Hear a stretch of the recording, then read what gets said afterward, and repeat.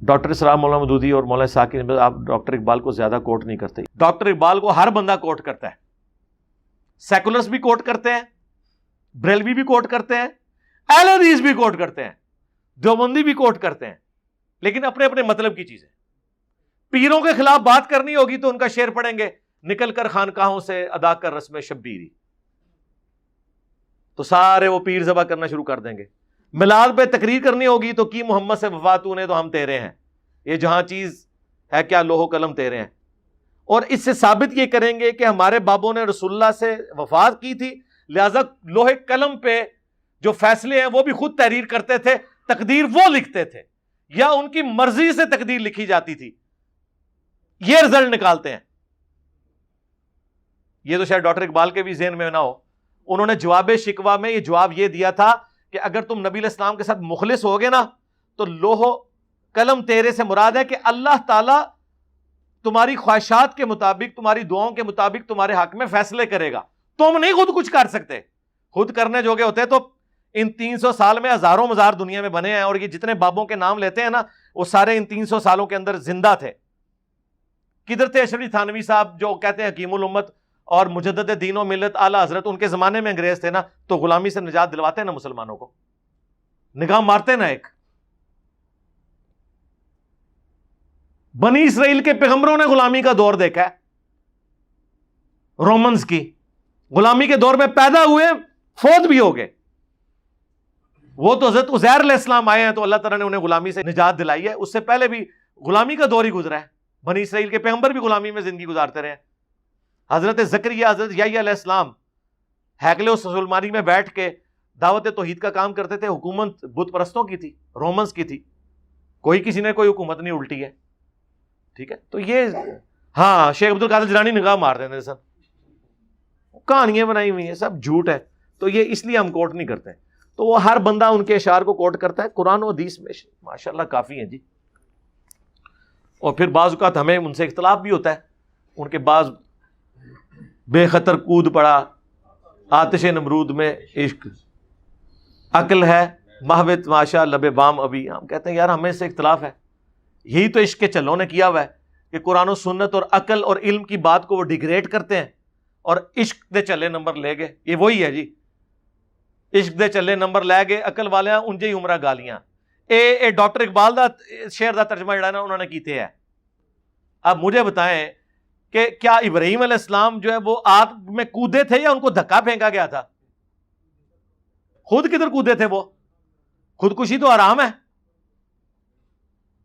اور دوسرا وہ کہتے ہیں جی عشق کود پڑا اور عقل جو ہے وہ ابھی تک سوچ رہی ہے. یار ابراہیم علیہ السلام نے اپنی عقل ہی استعمال کی تھی. وہ خلیل اللہ تھے. انہوں نے صحیح بخاری میں دعا کی تھی حسبنا اللہ و نعم الوکیل. وہ اپنے ہوش و حواس میں تھے. ٹھیک ہے، انہوں نے عقل سے ڈسین کیا تھا. قرآن تو کہتا ہے عقل والے نمبر لے گئے. سورہ زمر میں اللہ تعالیٰ کیا فرماتا ہے کہ علم والے اور بغیر علم والے برابر نہیں ہو سکتے. قل هل يستوي الذين يعلمون والذين لا يعلمون. اے نبی بھلا بتاؤ علم والے اور نا علم والے برابر ہو سکتے ہیں؟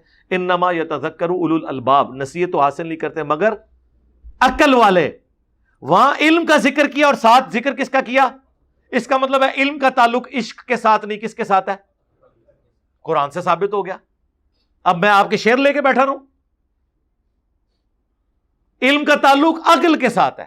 اب علم کے فضائل میں جتنی باتیں قرآن و سنت میں ہے نا وہ عشق کے کیٹیگری میں نہیں آئیں گی، عقل کی کیٹیگری میں آئیں گی. قل رب زدنی علما. اے نبی عرض کرو اے اللہ میرے علم میں اضافہ کر دے. میرے عشق و سرور میں اضافہ کر دے نہیں ہے، علم میں اضافہ کر دے. علم کو اللہ تعالیٰ نے بنیاد رکھا ہے. انما یخشی اللہ من عبادہ العلماء. اللہ کی خشیت اور معرفت اہل علم کو ہے، اہل عشق کو نہیں. عشق، محبت، یہ ساری چیزیں علم کے ساتھ جڑی ہوئی ہیں. علم کے بغیر یہ ساری چیزیں فضول ہیں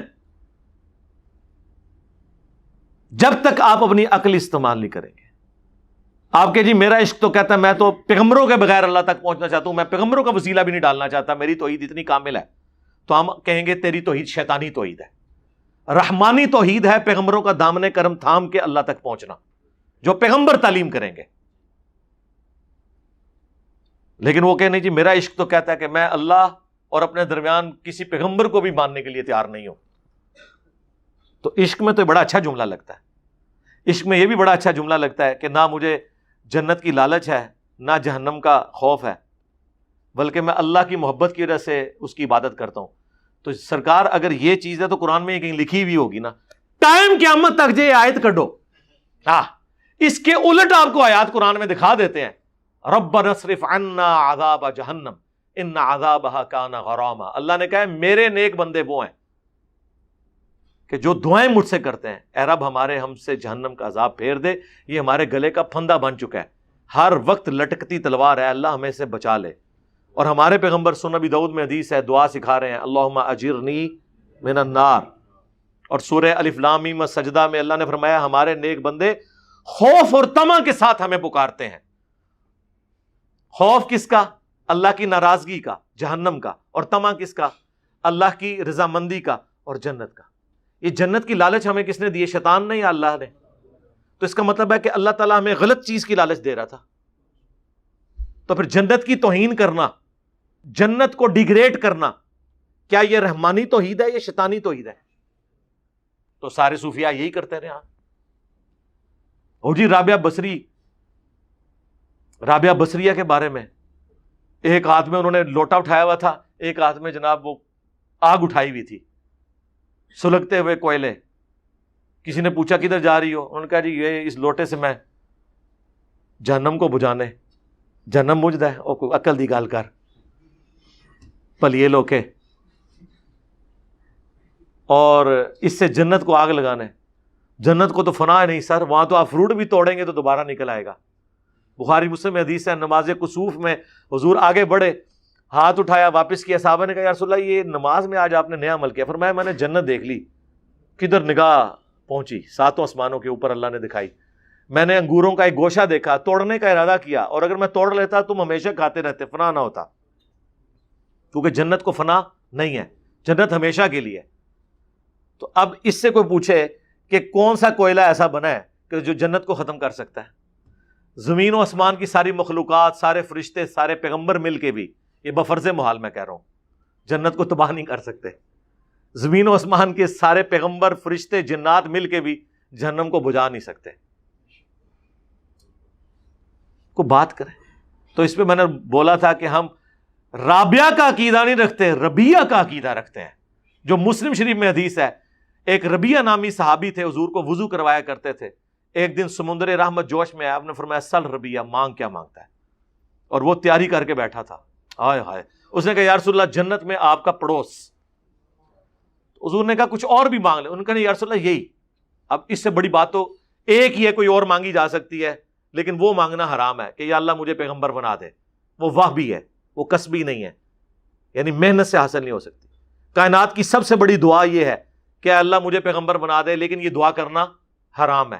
اس کے بعد بڑی دعا کائنات میں یہ ہے کہ مجھے پیغمبروں کا پڑوس مل جائے. ٹائم قیامت تک ہے سب کے پاس. اس سے بڑی کوئی دعا ہے نا اس کائنات میں تو مجھے بتانی ہے آپ نے. اور وہی انہوں نے مانگا، اور انہوں نے تو اس کا بھی اعلیٰ درجہ کہ رسول اللہ کا پڑوس مل جائے صلی اللہ علیہ وآلہ وسلم، امام الانبیاء کا صلی اللہ علیہ وآلہ وسلم. پھر آپ نے فرمایا پھر کثرت سجود سے میری مدد کر. یعنی یہ نہیں ہے کہ میں خالی دعا سے ہی کام چلے گا، دعا میں کر دوں گا، لیکن وہی بات، رکو ذرا، صبر کرو، دین پہ بھی چلنا ہے، خالی دعاواں نہ نہیں کام چلنا. اب مجھے بتائیں اللہ کے نبی جو ڈائریکٹ اللہ سے لے کر دیتے ہیں امتیوں کو، وہ تو کام بتا رہے ہیں، اور بابے کہہ رہے ہیں کہ ہمارے مرید بھی ہو جاؤ تو جنت میں لے جائیں گے. پھر ہم یہ کہنے میں حق بجارے میں نہیں ہے کہ اگر اللہ کے نبی کا یہ سٹیٹس ہے تو بابے تے شے کوئی نہیں کہویے کہ نہ کہویے، تو اس تو بات بنتا ہے کہ بابے تے شے کوئی نہیں. لیکن یہ اس صورت میں جب آپ کو علم دین پتا ہوگا، جب آپ کو یہ کہا جائے کہ علموں بس کری ہو یار. یہ کیوں کہا گیا؟ کیونکہ بیسیکلی انہوں نے جو گمراہیاں پھیلائی ہیں نا، اس کے اوپر گرفت صرف علم بھی کر سکتا تھا. تو انہوں نے کہا یار او جی شیطان بھی بڑا پڑے ہویا سی. سرکار کیڑی آیت ہے، کیڑی حدیث ہے کہ شیطان بڑا پڑے ہویا سی؟ ٹائم قیامت تک جے ایک کڈنا جے. پیر نصیر الدین صاحب نے باقاعدہ ایک کتاب لکھی کیا شیطان عالم تھا, اور انہوں نے کہا جاہل پیرو اپنی جہالت چھپانے کے لیے علم کو کرٹیسائز کرتے ہو اور کہتے ہو کہ شیطان بہت بڑا عالم تھا. یہ کہاں سے تم نے بات نکالی ہے؟ یہ اس لیے انہوں نے کیا کہ پیروں سے کوئی نماز نہ سن لے, قرآن کا ترجمہ نہ سن لے. اب پیر نصیر الدین صاحب تو خود عالم دین بھی تھے, خالی پیر تے نہیں تھے, موحد بھی تھے, تو وہ علم کا دفاع کرنے والے تھے. تو انہوں نے باقاعدہ ایک کتاب لکھی کیا شیطان عالم تھا, اس میں پھر انہوں نے ان کی کلاس لی, کہا اللہ سے ڈرو. علم تو یہ کہتا ہے کہ جو اللہ فرما دے, جو نبی فرما دے, اس کے بعد کوئی اور بات نہیں, کوئی آئیں بائیں شائیں نہیں, چاہے وہ عشق کی بات بھی ہو. مجھے بتائیں جو ابو داؤد اور ابن ماجہ میں حدیث ہے, ایک صحابی نے حضور کو سجدہ کیا تھا, یہ عشق کا سجدہ تھا نا, تو حضور نے وہ قبول کر لیا. فرمایا سر اٹھا, یہ کیا کر رہا ہے؟ یا رسول اللہ ہیرا گیا تھا, وہاں لوگ اپنے سردار کو سجدہ کرتے ہیں. آپ فرمایا جب میں مر جاؤں گا تو میری قبر سے گزرو گے, کیا میری قبر پہ بھی سجدہ کرو گے؟ نہیں یا رسول اللہ. اچھا اس کا مطلب ہے وہاں تک تو قبر کے سجدے کو برا سمجھا جاتا تھا. سجدہ تعظیمی, سجدہ عبادت, یہ تفریقات ڈسکس نہیں ہوتی تھی.